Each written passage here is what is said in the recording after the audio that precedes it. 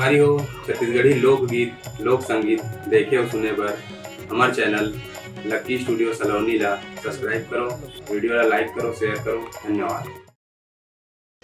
गरजे बादल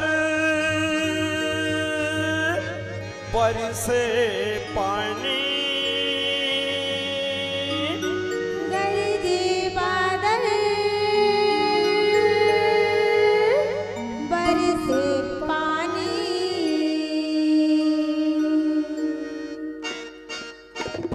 गरजे बादल बरसे पानी, गरजे बादल बरसे पानी, चल चला गे करिया।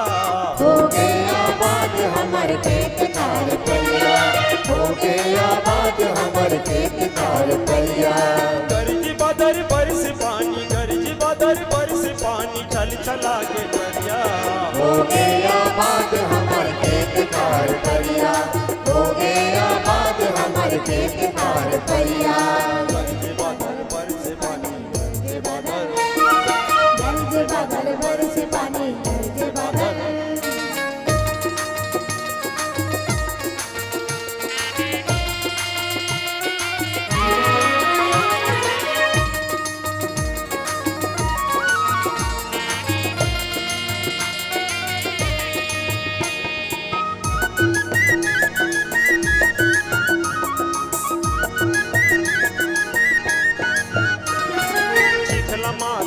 गली मरेला बोहागे, लेला बोहागे, लेला बोहागे।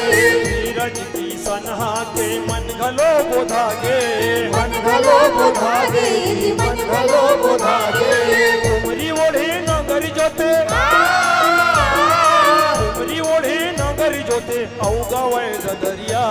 हो गया बात हमर खेत खार परिया, हो गया बात हमर खेत खार परिया।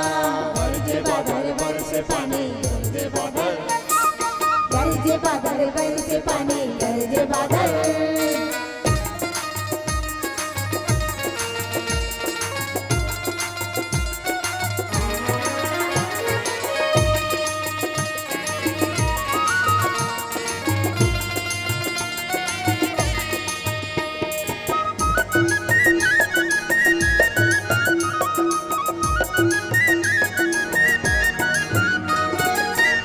छोड़ी के कोकड़ा अंते उड़िया गे, अंते उड़िया गे, अंते उड़िया गे। टरावत में चिका मंदिर माजुरिया गे, तिर माजुरिया गे, तिर माजुरिया गे। खान मखान जोरी के, खान मखान जोरी के नाचते जौरिया। हो गया बात हमर खेत खार परिया, हो गया बात हमर खेत खार परिया। गरजे बादल बरसे पानी, गरजे बादल बरसे पानी, चल चला गे तरिया। हो गया